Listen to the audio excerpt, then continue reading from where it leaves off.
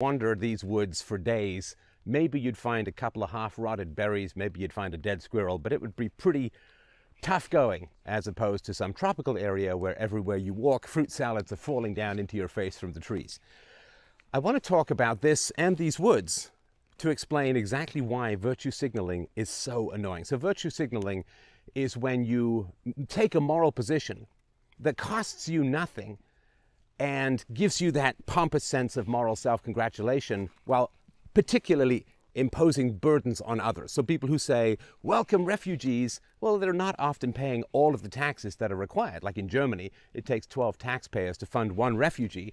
So everyone's saying welcome refugees who aren't themselves paying for it. And even if they're paying for it in taxes, a lot of it is through debt and inflation and so on.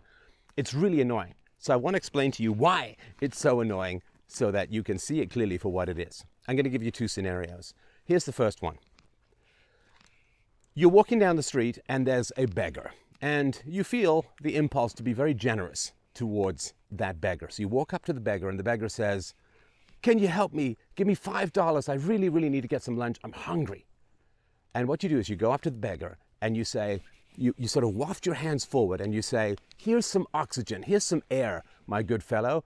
And then you pat yourself on the back and walk off thinking that you've done some extraordinarily positive and noble deed for the day. What's the beggar going to think when you've simply wafted some air towards him? Well, he's going to think, what a pompous expletive deleted, how annoying that is. The air was here anyway, and there's basically air is an infinite resource. So you're not generous if you're providing something to someone that's already available to everyone. And this is sort of like when you say, well, the government should spend on, say, migrants or healthcare or whatever, foreign aid. The government should spend it. But you don't also say, here's where the government should cut in order to spend on what it is that I wanted to spend. You just have this illusion of an infinite resource. And being generous with an infinite resource is not being generous. It is posturing. You have to recognize that resources are finite if you want to be generous. Now, let's look at another scenario. Let's say you're scuba diving with your friend, and your friend's regulator stops working, and he sort of signals to you like, I got no air, I don't know, whatever the gesture is, I got no air, and you go over to him and you start sharing your air with him, and then you rise like the bubbles to avoid the bends to get to the surface and so on. Well, that's an example of you sharing a resource called air that is scarce rather than common. In other words, he can't just sit there and say, well, if I don't get air from you, I'll just turn suck the lungs of a guppy or something like that. It doesn't happen. So in one situation, you're giving somebody air when it's infinite. In another situation, you're giving someone air where it's finite. And the second one is generous, because you can't both be breathing that air at the same time. If you're giving your regulator to him, he's breathing, and then when he's finished breathing, you breathe, but you can't both breathe it at the same time. That's called scarcity of resources. Now, if you're of European extract, if you're Caucasian, if you're white, these woods out here, this was our natural habitat, and it gave us virtually no food for 4 to 5 to sometimes 6 months or more of the year. So what did you have to do? Well, you had to store up for the winter. You know, the grasshopper and the ant, the squirrel getting the nuts in its cheeks and burying it somewhere so that it can survive through the winter. Resource scarcity is the foundation of European civilization, and it's one of the reasons why European civilization developed free market economics and separation of church and state and a relatively free society and freedom of speech. Because if you act as if resources are infinite in this environment, if you act more like the grasshopper who plays all summer and doesn't prepare for the winter, and less like the ant who spends all summer beavering, to mix my animal metaphors, to save up resources for the winter.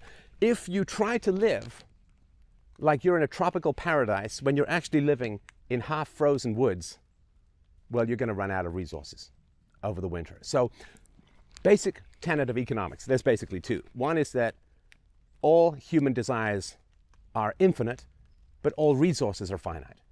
And you can sort of think about that with is your cell phone ever fast enough? Is the camera ever really good enough? Do you have everything in your life that's perfect and you never want anything more? Of course not.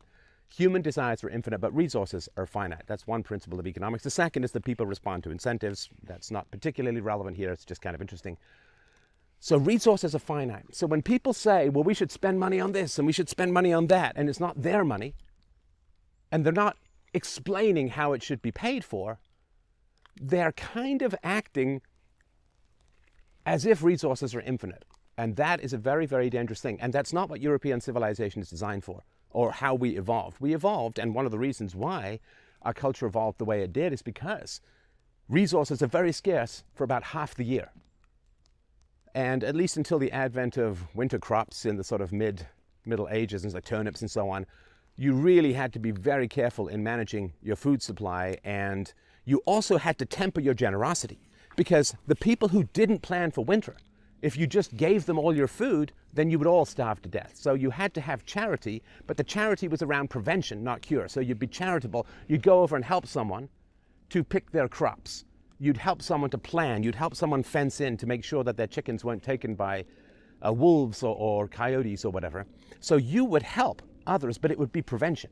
If they didn't listen to your help, if they just said, work is for idiots, I'm just going to sit here and strum my guitar all summer and things will just work out. Well, you can do that when there's fruit on every tree, year round. You can do that when you can hunt game easily year round. You can do that when there's nuts and berries and honey year round. You can't do that when nature contracts her generosity for half the year. You have to plan. So the European model is resources are finite. I'm not going to probably help you if you don't listen to my good advice, but you end up lazing away. I can't help you because I have to feed my own family. If I feed my family plus your family, when you didn't plan for anything, we all starve. And this is part of and we know, based on biology, we know that people did starve who didn't plan, because Europeans are pretty good planners. Europeans are pretty good at resource management. So this is the problem. As soon as governments came along and took over the money supply, and basically started printing money as much as they wanted, borrowing money as much as they wanted, selling bonds to defer costs to future generations, we had a civilization and a culture that was based on limits and on scarcity and on hoarding to survive the winter. The whole European character developed in woods like this. But what happened was we introduced a tropical style abundance through the creation of as much money as we wanted. We introduced a tropical style abundance to a European-style development in the realm of scarcity. And this collision between these two systems is one of the foundational currents and countercurrents that is literally tearing the West apart at the moment. If you believe that government resources are infinite, then denying government resources to someone must just be because you're mean, because you're a jerk, because you don't like that person, because you're prejudiced, because you're bigoted, because you're racist, because you're whatever. Because resources are infinite. So why would you deny someone resources if they're infinite? Europeans, Caucasians, know very deeply, and this is true of East Asians as well, that resources are not infinite. And that everything that you want has to be paid for sooner or later. So a lot of the people who come from the third world come from cultures where physical resources are virtually infinite.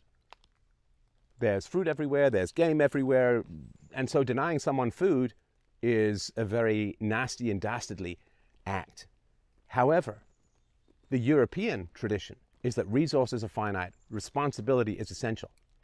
And if people say, let's be generous to group X, group Y, group Z, country ABC, doesn't really matter. If people say, let's be generous, and they don't have a plan to pay for it, and they don't say, well, here's what we have to cut elsewhere in order to pay for what I want, then they're coming from an infinite abundance mindset that is not just out of tune with European history, but is out of tune with reality itself, where resources are always finite, and deferring the bill only escalates the price you have to pay at the end. So remember this, the next time some lefty, some socialist, or it could be a conservative as well, says, let's spend money on X, look for the other side, look for the dark side, the counter side, look for what's in the other hand. Are they saying how to pay for it? No.